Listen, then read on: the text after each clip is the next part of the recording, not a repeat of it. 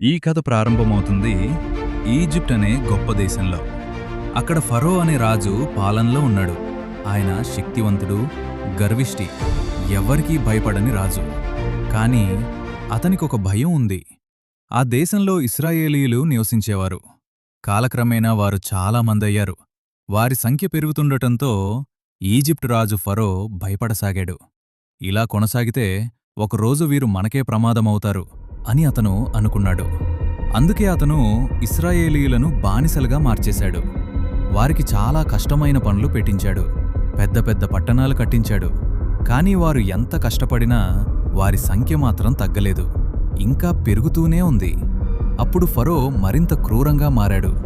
మొదట ప్రసవ స్త్రీలకు ఆజ్ఞ ఇచ్చాడు. హెబ్రీలకు పుట్టే మగపిల్లలను వెంటనే చంపండి అని. కానీ ఆ స్త్రీలు దేవుని భయపడి ఆ పని చేయలేదు. దాంతో ఫరో మరో ఆజ్ఞ ఇచ్చాడు. హెబ్రీలకు పుట్టే ప్రతి మగబిడ్డను నైల్ నదిలో పడేయాలి అని. ఆ కాలంలోనే ఒక చిన్న ఇంట్లో ఒక బిడ్డ పుట్టాడు. ఆ బిడ్డను చూసిన తల్లి అతను ఎంతో అందంగా ఉన్నాడని గమనించింది. ఆమె అతన్ని చాలా ప్రేమించింది. 3 నెలలు అతన్ని దాచిపెట్టింది. కాని తరువాత ఇక దాచలేకపోయింది. అందుకే ఆమె ఒక చిన్న బుట్ట తయారుచేసింది. దానికి తారుపూసి నీళ్లు లోపలికి రాకుండా చేసింది. ఆ బుట్టలో తన బిడ్డను పెట్టి నైల్ నదిలో వదిలింది. ఆ బిడ్డ అక్క దూరంగా నిలబడి ఏమవుతుందో చూస్తోంది. అప్పటికి ఫరో కుమార్తె స్నానం చేయటానికి నది దగ్గరకు వచ్చింది. ఆమెకు ఆ బుట్ట కనిపించింది. తెరిచి చూడగా అందులో ఒక చిన్న బిడ్డ ఏడుస్తూ కనిపించాడు. ఆమెకతనిపై దయ కలిగింది. ఇది హెబ్రీల పిల్లవాడు అని అర్థమైంది. అయినప్పటికీ అతన్ని కాపాడాలని నిర్ణయించింది. అప్పుడే ఆ బిడ్డ అక్క ముందుకు వచ్చి, ఈ బిడ్డకు పాలు ఇవ్వటానికి ఒక స్త్రీని పిలవాలా అని అడిగింది. రాజకుమార్తె అంగీకరించింది. ఆమె వెళ్ళి ఆ బిడ్డ తల్లినే తీసుకువచ్చింది. ఇలా ఆ తల్లి తన బిడ్డను మళ్లీ తన దగ్గర పెంచుకునే అవకాశం పొందింది. తరువాత రాజకుమార్తె ఆ బిడ్డను తన దగ్గరకు తీసుకుంది. అతనికి మోషే అని పేరు పెట్టింది. నీటిలో నుండి తీసుకున్నవాడు అనే అర్థంతో. మోషే పెరిగాడు. ఈజిప్టు రాజభవనంలోనే పెరిగాడు. అన్ని విద్యలు నేర్చుకున్నాడు. ఒకరోజు అతను బయటికి వెళ్లి తన ప్రజల పరిస్థితిని చూశాడు. ఒక ఈజిప్షియన్ ఒక హెబ్రీ మనిషిని బలంగా కొడుతున్నాడు. అది చూసిన మోషే కోపంతో ఆ ఈజిప్షియన్ను చంపేశాడు. ఎవరూ చూడలేదననుకుని అతన్ని ఇసుకలో దాచేశాడు. మరుసటి రోజు 2 హెబ్రీలు గొడవ పడుతున్నారు. వారిని ఆపడానికి మోషే వెళ్ళాడు. అప్పుడు వారిలో ఒకడు అన్నాడు, నిన్న ఆ ఈజిప్షియన్ను చంపినట్టు నన్ను చంపుతావా? అప్పుడు మోషేకు విషయం బయటపడిందని అర్థమైంది. ఫరోకి కూడా అది తెలిసింది. అతను మోషేను చంపాలని నిర్ణయించాడు. అందుకే మోషే అక్కడ్నుండి పారిపోయాడు. అతను మిద్యాను దేశానికి వెళ్ళాడు. అక్కడ ఒక బావి దగ్గర కొన్ని మహిళలు గొర్రెలకు నీళ్లిస్తున్నారు. కొందరు కాపరులు వారిని తోసేశారు. మోషే వారికి సహాయం చేసి గొర్రెలకు నీళ్లిచ్చాడు. వాళ్ళు తమ తండ్రి యిత్రో దగ్గరకు వెళ్లి ఈ విషయం చెప్పారు. యిత్రో మోషేను పిలిచి అతనికి ఆశ్రయమిచ్చాడు. తన కుమార్తె జిప్పోరాను అతనికి వివాహం చేశాడు.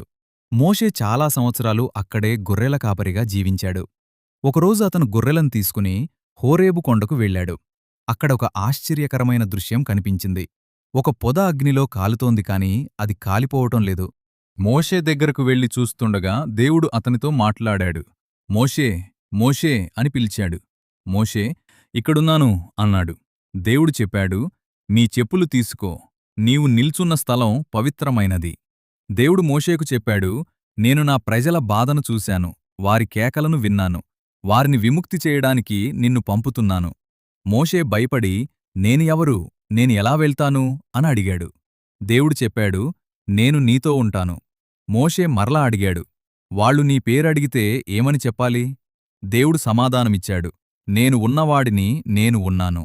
దేవుడు అతనికి కొన్ని సూచనలిచ్చాడు. అతని కర్రను నేలపై వేయమన్నాడు. అది పాముగా మారింది. మళ్లీ పట్టుకుంటే కర్రగా మారింది. అతని చెయ్యి కుష్ఠురోగంలా మారి మళ్లీ బాగయింది. మోషే ఇంకా సందేహపడ్డాడు. నేను బాగా మాట్లాడలేను అన్నాడు. అప్పుడు దేవుడు, నీ అన్న అహరోను నీతో ఉంటాడు అని చెప్పాడు. అంతటితో మోషే ఈజిప్టుకు తిరిగి వెళ్ళాడు. అతను ఫరో ముందు నిలబడి, ఇశ్రాయేలీయుల దేవుడు ఇలా అంటున్నాడు, నా ప్రజలను విడిచిపెట్టు అన్నాడు. కాని ఫరో వినలేదు. అప్పుడు దేవుడు ఈజిప్టుపై 10 తెగుళ్లు పంపించాడు. మొదట నైల్ నది నీరు రక్తమైంది. రెండవది కప్పలు దేశమంతా నిండిపోయాయి. మూడవది చిన్న పురుగులు వచ్చాయి. నాలుగవది ఈగల గుంపులు వచ్చాయి. ఐదవది పశువులు చనిపోయాయి. ఆరవది మనుషులపై పుండ్లు వచ్చాయి. ఏడవది గాలివాన, వడగండ్లవాన పడ్డాయి. ఎనిమిదవది మిడతలు పంటలను తినేశాయి. తొమ్మిదవది 3 రోజులపాటు గాఢమైన చీకటి కమ్ముకుంది. ఇన్ని జరిగినా ఫరో తన మనసు మార్చుకోలేదు. చివరికి 10వ తెగులు వచ్చింది. దేవుడు చెప్పాడు, ఈ రాత్రి ప్రతి ఇంటిలో మొదటి పుట్టినవాడు చనిపోతాడు. ఇశ్రాయేలీయులకు మాత్రం ఒక మార్గం చూపించాడు. ఒక గొర్రెను బలిచేసి దాని రక్తాన్ని తలుపులపై రాయమన్నాడు. అప్పుడు ఆ ఇల్లు రక్షించబడుతుంది. ఆ రాత్రి ఈజిప్టులో ప్రతి ఇంటిలో దుఃఖం నిండిపోయింది, ఫరో ఇంటిలో కూడా. అప్పుడు ఫరో మోషేను పిలిచి, మీరు వెళ్ళిపోండి అని చెప్పాడు. ఇశ్రాయేలీయులు అక్కడ్నుండి బయల్దేరారు.